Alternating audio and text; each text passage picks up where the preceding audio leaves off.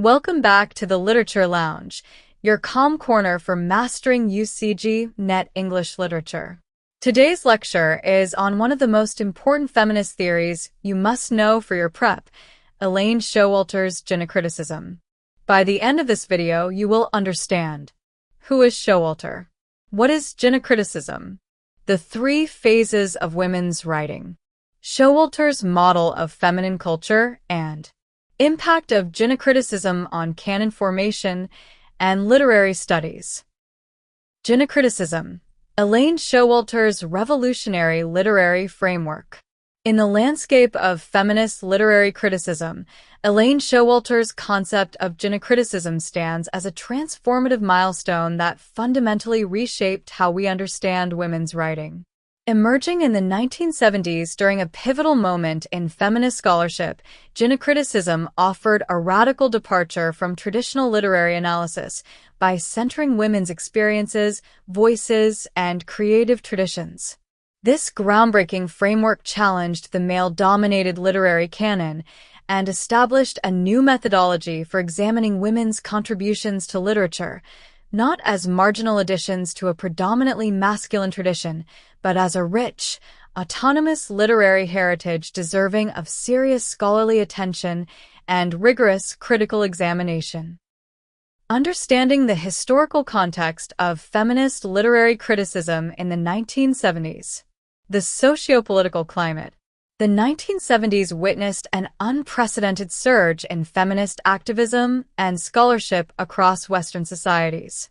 The second-wave feminist movement was gaining momentum, challenging patriarchal structures in every sphere of life, from politics and workplace equality to cultural representation and academic discourse. Within literary studies, feminist scholars began questioning why the canon consisted almost exclusively of male writers and why women's literary contributions had been systematically marginalized, dismissed, or forgotten. This era saw the emergence of groundbreaking texts such as Kate Millett's Sexual Politics, 1970, and Germaine Greer's The Female Eunuch, 1970, which interrogated the ways patriarchal ideology permeated cultural production, including literature. The academic landscape. Literary criticism in the early 1970s remained dominated by formalist, structuralist, and new critical approaches that claimed objectivity whilst reinforcing male perspectives as universal. Women writers were either excluded from university syllabi or studied through frameworks that failed to address gender-specific experiences and constraints. Feminist critics recognized that existing critical methodologies were inadequate for understanding women's literature because they were developed primarily by men, for analyzing texts written by men. The field desperately needed new theoretical frameworks that could address the unique circumstances of women's literary production, the social, economic, and cultural constraints that shaped women's writing throughout history. Defining gynocriticism as the study of women writers and women's literary tradition. Gynocriticism, a term coined by Elaine Showalter in her seminal 1979 essay Toward a Feminist Poetics, represents a systematic approach to studying women's writing as a distinct literary tradition. The term combines gyno, Greek for woman, with criticism to signify a woman-centered critical practice. Unlike earlier feminist criticism that focused primarily on images of women in male-authored texts, what Showalter termed feminist critique, gynocriticism directs attention to women as writers, examining their histories, themes, genres, and structures within a female literary tradition. Showalter argued that women's writing constitutes an autonomous literary tradition with its own evolutionary patterns, recurring motifs, and distinctive aesthetic characteristics. This tradition exists parallel to, yet separate from, the male literary canon. Gynocriticism seeks to construct a female framework for analyzing women's literature, examining the psychodynamics of female creativity, linguistics, and the problem of female language, the trajectory of the individual or collective female literary career, literary history, and the evolution of a distinctive female literary tradition. It moves beyond simply adding women writers to existing curricula, instead proposing a comprehensive rethinking of literary history and critical practice. Showalter's framework acknowledges that women writers operate within what she calls a double-voiced discourse, simultaneously participating in dominant literary traditions whilst creating alternative, distinctly female modes of expression. This dual consciousness shapes the formal and thematic characteristics of women's writing across historical periods and cultural contexts. The three phases of women's writing. Elaine Showalter's most influential contribution to gynocriticism lies in her identification of three distinct phases in the evolution of women's writing in English literature. These phases, the feminine, feminist, and female periods, provide a historical and conceptual framework for understanding how women's literary voices have developed from the Victorian era to the present day. Feminine phase, 1840 to 1880. Women writers imitated dominant male literary traditions, often adopting male pseudonyms and conforming to patriarchal standards of feminine propriety in their work. Feminist phase, 1880 to 1920. Women writers began protesting against male authority and advocating for women's rights, using literature as a vehicle for social and political activism. Female phase, 1920 present. Women writers turned inward to explore female experience, consciousness, and identity, developing authentic female voices independent of male literary models. Examining the feminine phase, women writers adopting male literary standards. During the feminine phase, 1840 to 1880, women writers navigated a profoundly restrictive literary landscape.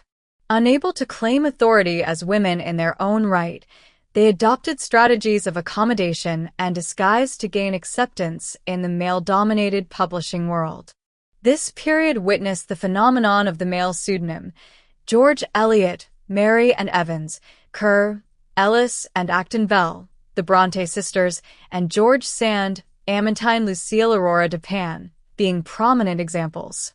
Yet within these constraints, feminine phase writers developed subtle forms of resistance. Showalter identifies what she calls double-voiced discourse, texts that appear to conform to patriarchal expectations on the surface, whilst encoding subversive or questioning messages beneath. The madwoman in the attic, the invalid female character, the disguised heroine, these recurring figures became coded expressions of female frustration, anger, and desire for autonomy within seemingly conventional narratives. Literary strategies and constraints. Use of male or gender-ambiguous pseudonyms to circumvent prejudice. Adoption of male narrative voices and perspectives. Adherence to proper feminine subjects, domestic life, romance, morality. Avoidance of overtly political or controversial themes. Acceptance of critical standards established by male writers and critics. These writers internalized masculine values and literary conventions, often depicting female characters who conform to Victorian ideals of femininity, passive, domestic, self-sacrificing, and morally pure. Even when critiquing social conditions, these texts typically upheld fundamental patriarchal structures and reinforced conventional gender roles. Notable example: Charlotte Bronte, despite creating the passionate and rebellious Jane Eyre, felt compelled to defend her work against charges of coarseness and unwomanly anger, demonstrating the constraints even successful women writers faced. Analyzing the feminist phase. Women's protest against male dominance in literature. 1880 to 1900. Emergence of protest. The late Victorian period saw women writers beginning to challenge directly the social and legal inequalities that constrained women's lives. Writers like Olive Schreiner and Mona Caird questioned marriage, motherhood, and women's economic dependence. 1900 to 1914. Suffrage movement influence. The intensification of the women's suffrage campaign profoundly influenced literary production. Writers such as Elizabeth Robbins and Cicely Hamilton created works explicitly advocating for women's political rights and economic independence. 1914 to 1920, War and Social Transformation. World War I disrupted traditional gender roles as women entered the workforce in unprecedented numbers. Literature reflected this social upheaval, with writers exploring themes of female autonomy, sexuality, and the psychological costs of patriarchal oppression. Key characteristics. The feminist phase represents a period of overt political engagement and protest. Unlike the accommodationist strategies of the feminine phase, feminist writers directly challenged male literary authority and social conventions. Their works often featured explicit criticism of patriarchal institutions, marriage, law, education, protagonists who rebel against social expectations, advocacy for women's political and economic rights, exploration of female sexuality and desire, rejection of conventional happy endings, marriage, domesticity. Theoretical contributions. Feminist phase writers not only created literary works, but also developed theoretical arguments about women's writing. Virginia Woolf's A Room of One's Own, 1929, articulated how material circumstances, economic independence, and physical space were prerequisites for women's literary productivity. Such metacritical reflections became integral to the feminist phase's challenge to male literary dominance. Exploring the female phase, women's self-discovery and authentic voice. The emergence of female literary independence. The female phase, beginning around 1920 and continuing to the present, represents the culmination of women's literary development, a turn inward towards self-discovery, female experience, and the articulation of authentic female voices independent of male literary models or reactive protest against male authority. This phase is characterized by women writing for themselves and each other, exploring distinctly female consciousness, embodiment, and ways of knowing. Major embodiments of this phase includes modernist experimentation. Early female phase writers like Virginia Woolf pioneered stream-of-consciousness techniques to represent female interiority. Woolf's experimental novels, Mrs. Dalloway, To the Lighthouse, captured the rhythms and textures of women's subjective experience in ways conventional narrative forms could not. Intersectional perspectives. The female phase expanded to include diverse voices examining the intersections of gender with race, class, sexuality, and nationality. Writers like Toni Morrison, Audre Lorde, and Maxine Hong Kingston explored how multiple identities shape female experience and literary expression. Contemporary innovations. Contemporary female phase writing continues to push boundaries, experimenting with form, language, and genre. Writers explore female sexuality, motherhood, aging, and bodily experience with unprecedented frankness, creating what Helene Sixis termed écriture féminine, a distinctly female writing practice. Showalter's concept of female literary subculture and its characteristics. Central to Showalter's gynocritical framework is the concept of a female literary subculture, a distinctive tradition shaped by women's shared social, cultural, and material circumstances across historical periods. This subculture exists within, yet apart from, the dominant male, literary culture, creating what Showalter describes as a double-voiced discourse that simultaneously participates in mainstream traditions whilst developing alternative modes of expression. Shared experience. Women writers across periods share common experiences of marginalization, domestic confinement, limited education, and exclusion from public life, creating thematic continuities. Dual consciousness. Women writers negotiate between conforming to patriarchal literary standards and expressing subversive or transgressive content, creating texts with multiple layers of meaning. Historical evolution.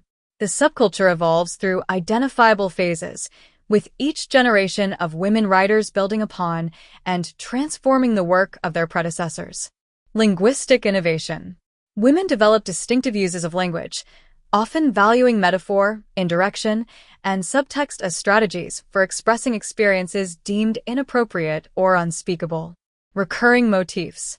The female subculture features recurring images and symbols, madness, imprisonment, mirrors, needlework, that encode specifically female experiences and anxieties. Literary networks. Women writers form networks of influence, reading and responding to each other's work, creating a tradition of female literary mentorship and solidarity. Impact of gynocriticism on canon formation and literary studies. Transforming the literary canon. Gynocriticism fundamentally challenged the composition and legitimacy of the traditional literary canon. By demonstrating that women had always been writing, and writing works of significant literary merit, Showalter and other gynocritics exposed the canon not as a neutral record of literary excellence, but as a politically constructed hierarchy that systematically excluded women's voices. This critique led to substantial practical changes in literary studies. Recovery and republication of forgotten women writers. Inclusion of women authors in university syllabi and curricula. Establishment of women's studies programs and journals. Development of feminist publishing houses and literary prizes. Creation of archives documenting women's literary history. That's all for the video. Thank you for watching this masterclass on gynocriticism. If this helped your UGC NET preparation, do like, comment, and subscribe to the Literature Lounge. Do comment your suggestion for topics for upcoming videos.